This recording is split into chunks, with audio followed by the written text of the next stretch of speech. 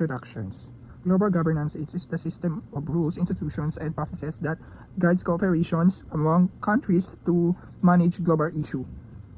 Since there's no single word in the governance, global governance work through international organizations like the United Nations Agreement between states, international law, and others global actions or actor.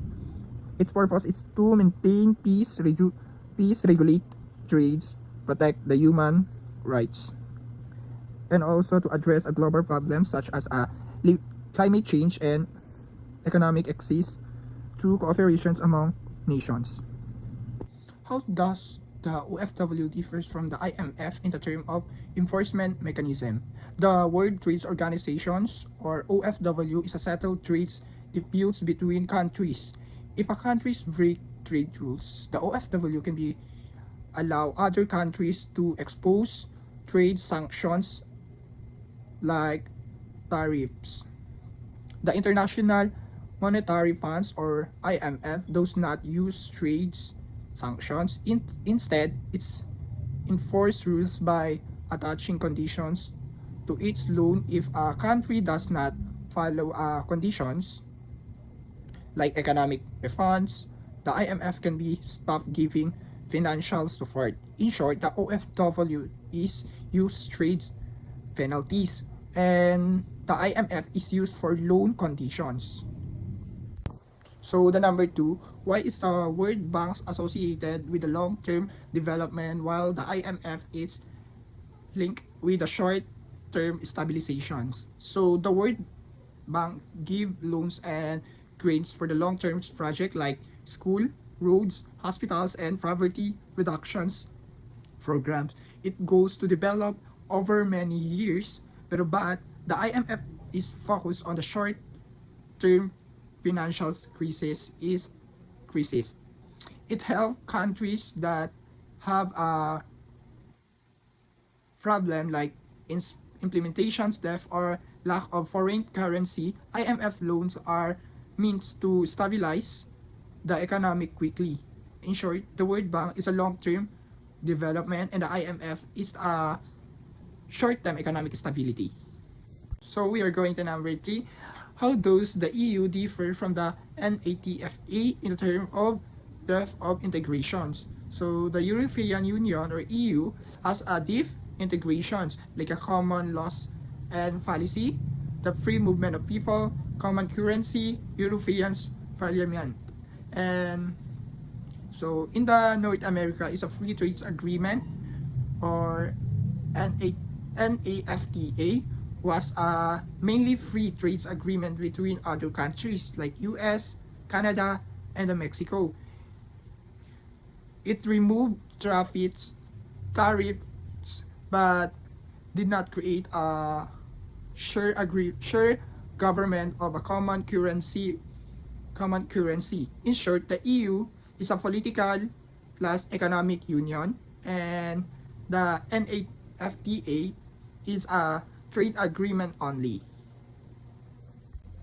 So we're going to number 4. How does the OPEC influence global market price without being financial institutions? The organizations of the petroleum exporting countries or OPEC controlled a large portions of the world oil supplies. When the OPEC reduced oil productions, support goes down and oil price increase. When it increased productions, price may decrease. Even through it is not bad, it influence the global economics because the oil is very important to the world because it's used through transportations, electricity, and also in industry. So we're going to number 5. Which institutions has greatest influence over global South countries? The IMF has the greatest influence over many global South countries. The reason is many developing countries borrow from the IMF during financial crisis. And the IMF loans come with strict conditions like cutting government spending, rising taxes, and those policies can directly affect education, health, and public service. Because countries defend the IMF financial support during crisis. The IMS has a strong influence over their economic policy. Are these institutions against the global cooperations or instrument of the powerful states? Uh, they are both agents of the cooperations because they are promote trades, financial stability, and development. Instruments of the powerful states because weighty countries like the US and the EU members often have a more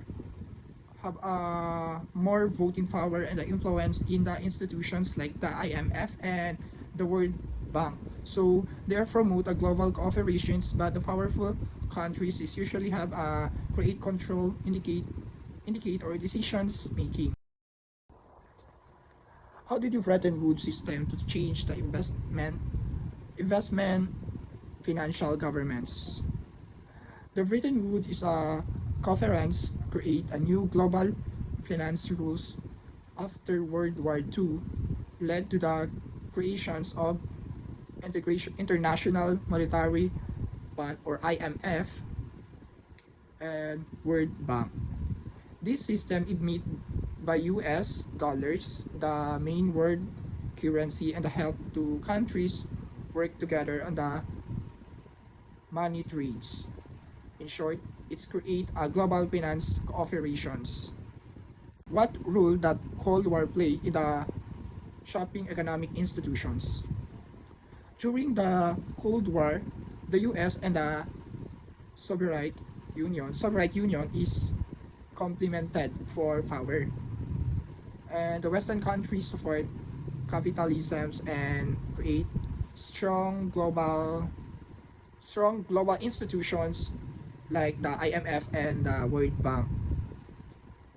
In short, the Cold War divided the world into the two econ- economic system, the IMF and the World Bank.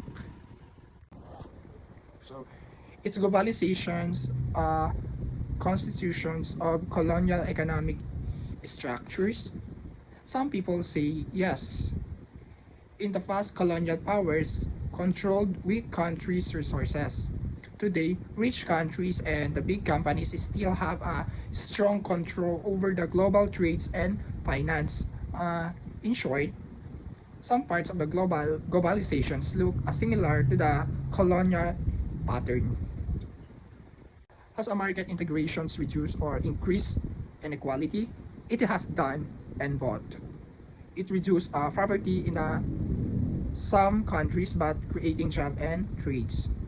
But it's also increased inequality because rich country and the big companies earn more benefits.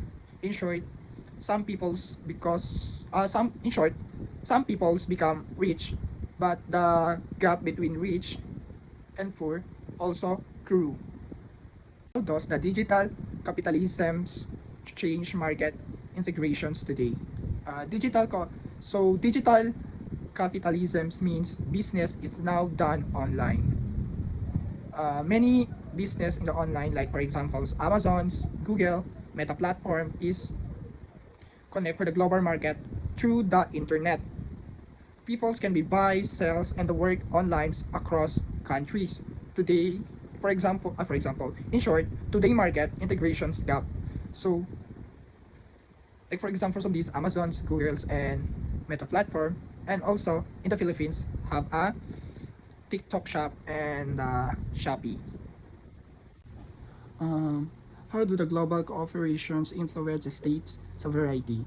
So, big global companies can be influence government decisions. For example, companies like Apple Inc. or Coca-Cola invest many money and create jobs in many countries. Because of these governments may law low taxes or change law to attract them. In short, sometimes companies can be influence country decisions. Are multinationals corporations more powerful than some states? Yes, some are. Some companies earn more money than small, small countries. Economics, for examples, uh, Walmart Walmart earn more money in 1 year than the total income of some small nations. In short, so in term of money and influence, some cooperations are very powerful. So in number three, how do IFI support or regulated a global cooperations? Institutions like the International Monetary Funds or IMF and World Bank give loans to countries and encourage free market. This often help corporations expand and invest. However, they are not directly controlled companies. They are mostly influenced governments more policy. In short, IFI or IFIs support a business government but do not directly regulated companies. So those globalizations benefits cooperations more than citizens. Many times cooperations benefits more. They gain a big market, cheaper labor, and high profits. Citizens can be benefits too. Job offer, product, and in short, benefits exist, but corporations often gain more. Mm. Should globalization cooperations be regulated by a global government structures? Some people think yes, because cooperations operate with worldwide and can word national laws. Global systems like rules from the United Nations could make companies follow fair labors. Other think countries should be regulated companies themselves. In short, it is still debated, but many believes stronger global rules are needed.